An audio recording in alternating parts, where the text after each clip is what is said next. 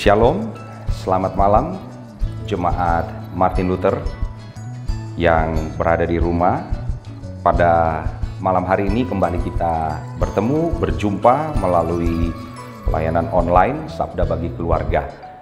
Baik, pada malam hari ini kita akan membaca dan merenungkan sebagian daripada kebenaran firman Tuhan. Namun sebelumnya mari kita mohon bimbingan Allah Roh Kudus, kita berdoa.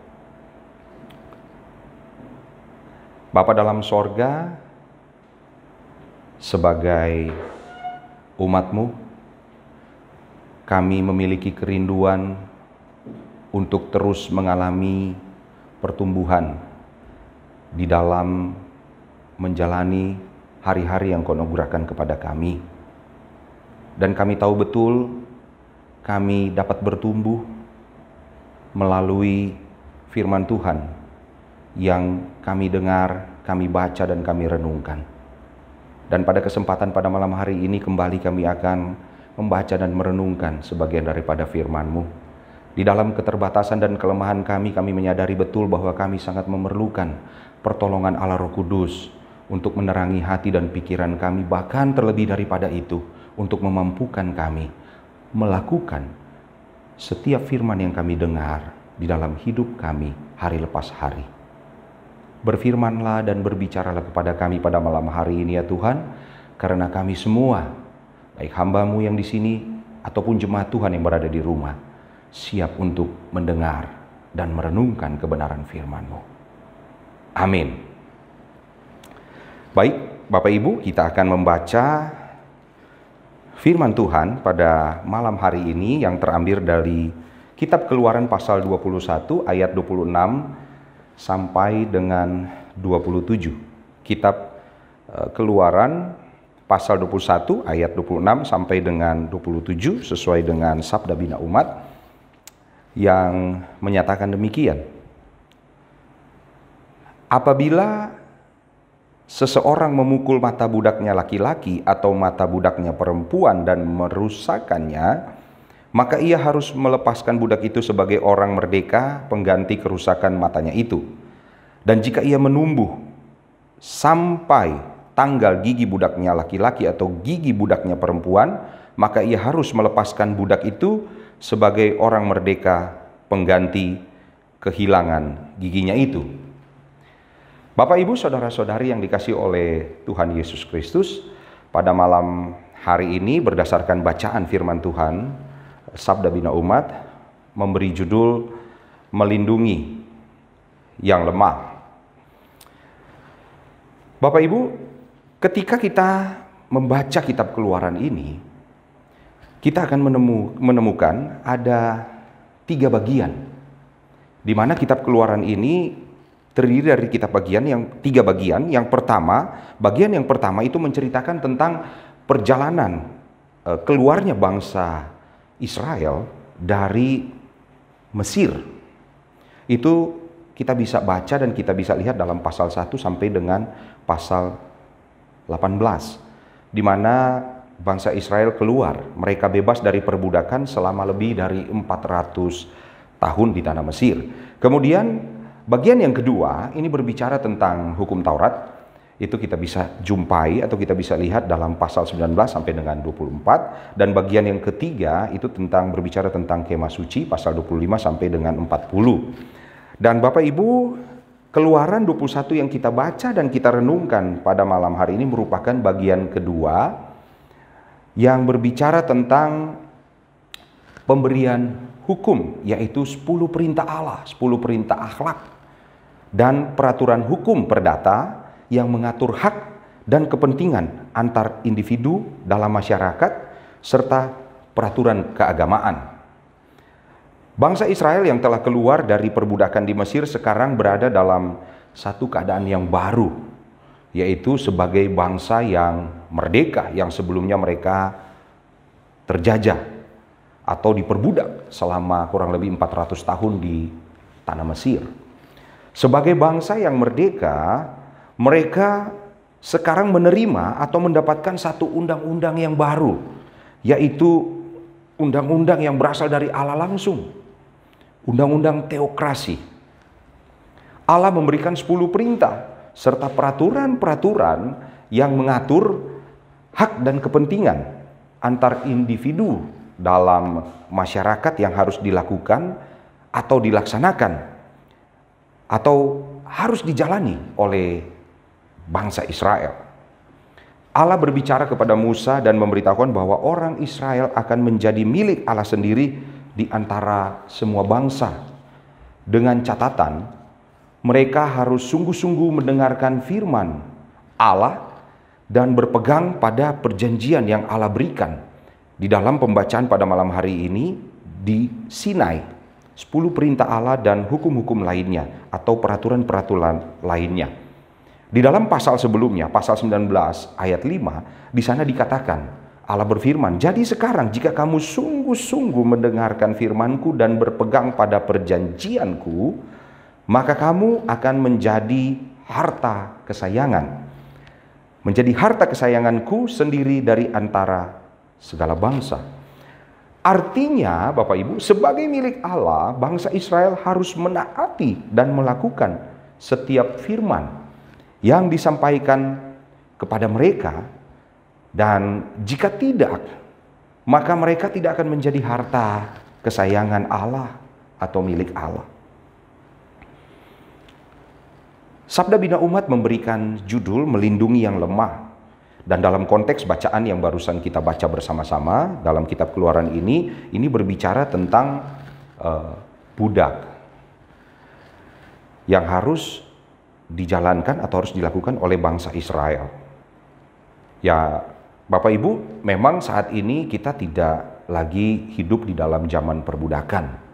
Kita sudah jauh meninggalkan. Kita sudah melewati era atau masa itu. Ya. Tetapi saya mengajak kita untuk melihat sedikit. Budak adalah manusia yang terenggut hak asasinya sebagai manusia bebas dan bermartabat. Budak adalah manusia yang tereksploitasi secara fisik maupun psikis. Budak disamakan seperti barang yang dapat diperlakukan sesuka hati oleh pemiliknya atau oleh tuannya. Dan pada saat itu tidak ada satu hukum negara yang melindungi hak mereka atau hak para budak.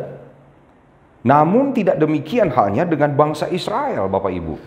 Mereka sebagai umat Allah yang harus hidup sesuai dengan peraturan Allah, di mana mereka harus mempraktekkan kasih kepada sesama, apapun status dan golongan mereka. Dan dalam konteks bacaan kita ini adalah budak, kelompok yang lemah. Dan disitulah letak keistimewaan daripada umat Tuhan. Dan seperti yang saya sampaikan tadi bahwa saat ini kita sudah tidak hidup lagi dalam zaman perbudakan, Bapak Ibu. Namun acap kali kita masih menjumpai atau bertemu atau melihat ada banyak orang-orang yang lemah yang ada di sekitar kita, yang mungkin tidak memiliki kehidupan yang lebih baik seperti pada umumnya.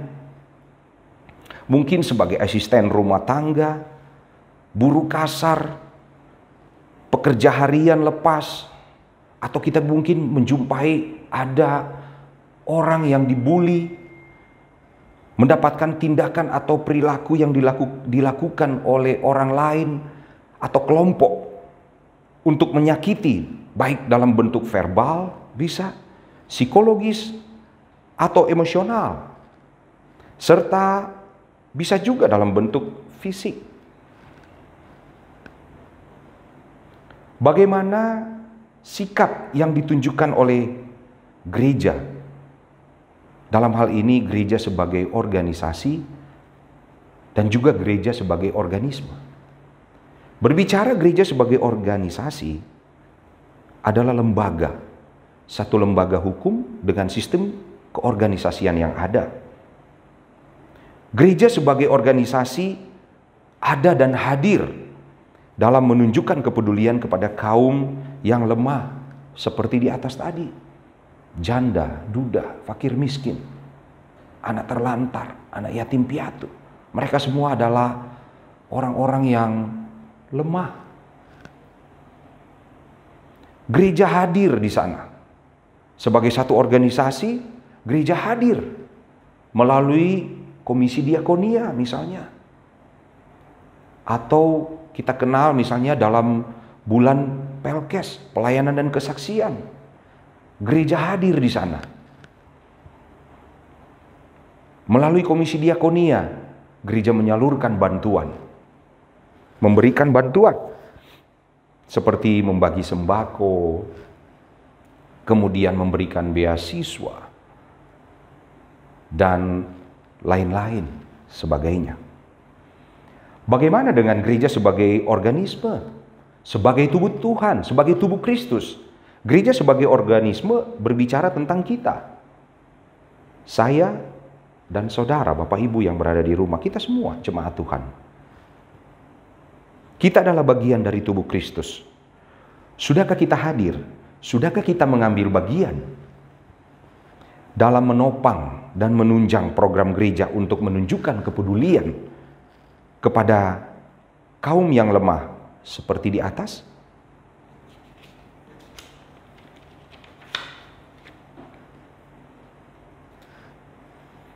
Sebagai tubuh Kristus, sudahkah kita melakukan di dalam kehidupan kita, pribadi lepas pribadi, ketika kita menemui orang-orang yang lemah yang berada di sekitar kita? Apakah tindakan yang kita lakukan? Mungkin kita sebagai pimpinan sebuah perusahaan, sebuah atasan, atau sebuah direktur, manajer, tentu memiliki bawahan. Bagaimana sikap kita terhadap bawahan yang ada?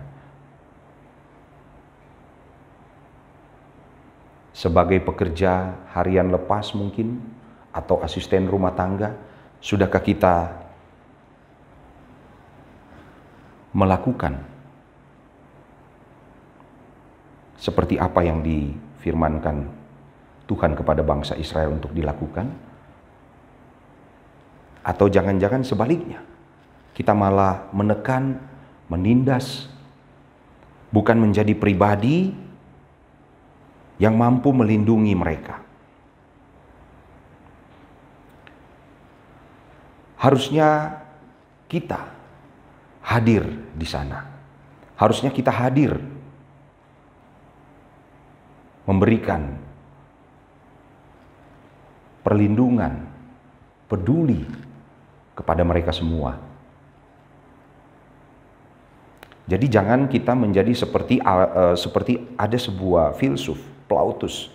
Dia pernah mengatakan homo homini lupus, manusia merupakan serigala bagi manusia lainnya. Dan dipopulerkan oleh Thomas Hobbes, homo homini lupus ini. Dan yang sangat menarik, ada seorang tokoh yang berasal dari Sulawesi Utara, Dr. Samratulangi, memberikan sebuah statement yang bertolak belakang dengan homo homini lupus ini, Bapak Ibu. Sito timo tumoto, manusia hidup untuk memanusiakan orang lain. Sebenarnya falsafah yang dikemukakan oleh Bapak Dr. Samratulangi ini sama seperti yang dikatakan oleh firman Tuhan ini. Dan saya rasa mungkin Bapak Dr. Samratulangi ini merupakan anak Tuhan yang benar-benar membaca dan merenungkan akan kebenaran firman Tuhan, sehingga dia bisa memiliki satu pemikiran yang sama. Sudahkah kita memanusiakan manusia yang lain, seperti asisten rumah tangga, karyawan kita, bawahan kita? Kemudian melalui pembacaan perenungan pada malam hari ini, melindungi kelompok yang lemah, kita juga harus peduli sebagai gereja, sebagai jemaat Tuhan. Sudahkah kita menghormati satu dengan yang lainnya? Kita menghormati mereka, kelompok yang lemah, janda, duda, fakir miskin, anak yatim piatu, anak-anak terlantar. Atau jangan-jangan sebaliknya, gereja baru sanggup atau baru hanya mampu menghormati orang-orang yang mungkin memiliki status kedudukan yang baik, memiliki jabatan yang baik. Seorang petinggi abdi negara misalnya, seorang direktur, pemilik sebuah perusahaan.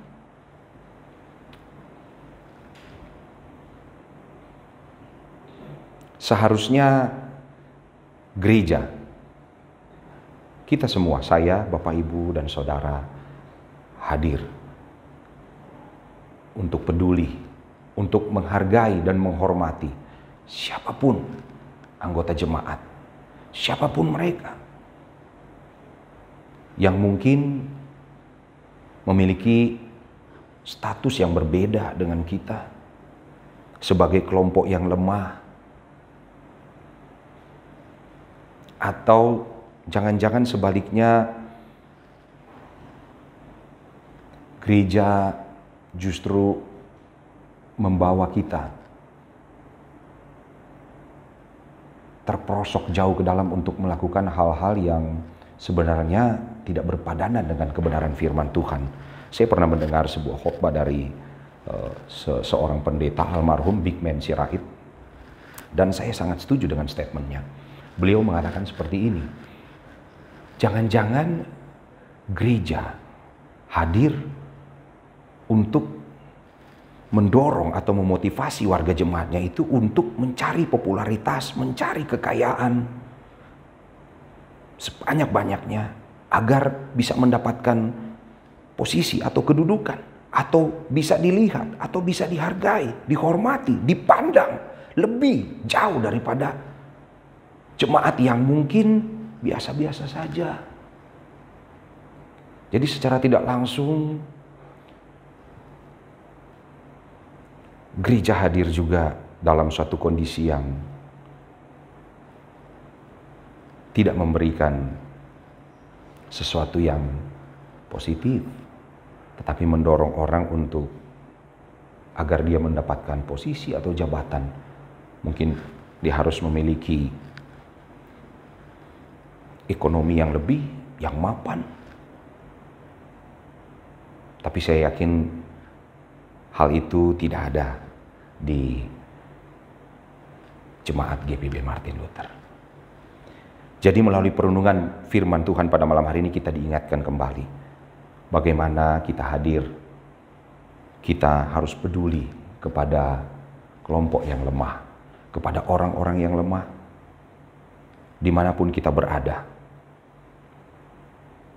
agar kita boleh terus mengalami pertumbuhan di dalam kerohanian kita sebagai manusia baru, sebagai milik Kristus. Mengakhiri renungan singkat pada malam hari ini, ada sebuah ilustrasi Bapak Ibu. Kita tahu ular, binatang ular ini untuk dia bertumbuh menjadi besar, dia akan mengalami satu proses namanya itu pergantian kulit. Jadi ketika dia akan mengalami pergantian kulit, ular ini tidak melakukan aktivitas apa-apa, dia hanya berdiam diri saja. Dia berganti kulit. Setelah dia berganti kulit, dia tampak kelihatan bagus. Dan dia akan mengalami pertumbuhan. Dia akan menjadi besar. Tetapi satu hal yang perlu kita ketahui, ketika dia mengalami pergantian kulit, dia tetaplah memiliki sifat ular yang seperti sebelumnya. Tidaklah demikian dengan kita sebagai manusia baru, sebagai ciptaan yang baru. Kita sudah menjadi ciptaan baru, manusia baru. Tentunya kita sudah meninggalkan sifat-sifat yang lama kita. Biarlah firman Tuhan pada malam hari ini memberkati kita. Amin. Bapak Ibu, mari kita naikkan syafaat kita berdoa. Tuhan, kami mengucap syukur untuk kebenaran firman Tuhan yang sudah boleh kami baca, kami dengar, kami renungkan bersama-sama pada malam hari ini. Mampukan kami, setiap kami, anak-anak Tuhan dimanapun kami berada, untuk menjadi pelaku-pelaku firman. Secara khusus, seperti dengan teks perenungan atau pembacaan pada malam hari ini, Biarlah kami boleh menjadi pribadi-pribadi yang hadir dimanapun kami berada untuk melakukan peduli dan juga melindungi kelompok-kelompok yang lemah yang acap kali kita temui, yang kita jumpai di tengah-tengah kehidupan kita. Terima kasih Tuhan untuk kebenaran firman Tuhan yang sudah boleh kami dengar, dan kami terus memohon pertolongan Allah Roh Kudus untuk mampukan kami melakukannya di dalam kehidupan kami. Bapa dalam sorga, dalam doa ini juga kami ingin menaikkan syafaat kami pertama-tama untuk pemerintah bangsa negara kami, Bapak Presiden, Wakil Presiden, para menteri dan seluruh aparatur negara.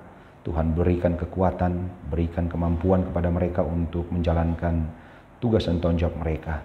Secara khusus di dalam menghadapi akan pandemi COVID-19, biarlah mereka juga boleh melakukan apa yang terbaik di dalam tugas dan tanggung jawab yang dipercayakan oleh masyarakat Indonesia yang melalui pandemi ini berdampak di dalam perekonomian negara.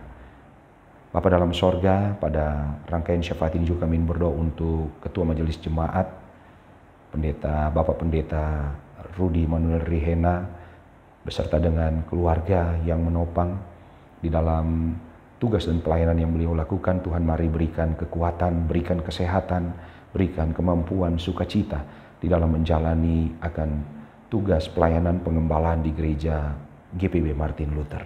Kami juga ingin berdoa untuk setiap presbiter yang ada, pengurus pelkat, komisi-komisi. Tuhan berikan juga kekuatan, kemampuan, sukacita di dalam menjalankan tugas dan tanggung jawab yang telah dipercayakan oleh warga jemaat GPB Martin Luther, sehingga mereka semua juga boleh mampu menjalankan tugas dan tanggung jawab mereka dengan pertolongan daripada Allah saja sendiri. Dan dalam rangkaian syafaat ini juga kami berdoa bagi jemaat Tuhan dimanapun mereka berada yang sedang bergumul, baik yang bergumul dengan pekerjaan, karena akhir-akhir ini ada begitu banyak PHK yang terjadi di mana-mana, dan mungkin jemaat Tuhan GPB Martin Luther juga ada yang mengalami hal demikian sehingga sedang bergumul dengan mencari pekerjaan yang baru. Ada juga yang sedang bergumul dengan pendidikan, ada yang juga yang sedang bergumul dengan mencari pasangan hidup, ada juga yang sedang bergumul dengan sakit penyakit. Tuhan, mari Engkau hadir di tengah-tengah mereka, mari Engkau memberikan kekuatan, anugerahkan terus kepada mereka iman pengharapan, sehingga mereka senantiasa hanya bersandar dan berharap kepada Tuhan saja sendiri di dalam setiap pergumulan dan persoalan yang sedang mereka hadapi. Secara khusus bagi jemaat Tuhan yang sedang mengalami sakit penyakit, Ibu Sherly Hovelman dan juga Ibu Trimauli Simamora. Tuhan, mari Engkau hadir di tengah-tengah kehidupan kedua anak kekasih-Mu ini. Engkau berkati obat-obat yang mereka minum pakai, sehingga melalui obat-obatan ini boleh menjadi media di tangan Tuhan untuk membawa pemulihan dan kesembuhan di dalam kehidupan mereka. Engkau juga berikan kekuatan, berkati juga keluarga yang dengan setia menemani, mendampingi, mendukung, memberikan support atau dukungan kepada mereka. Berikan kekuatan, kesehatan juga, penghiburan, dan anugerahkan terus kepada mereka iman pengharapan, sehingga mereka boleh senantiasa hanya bersandar dan berharap kepada Tuhan saja sendiri.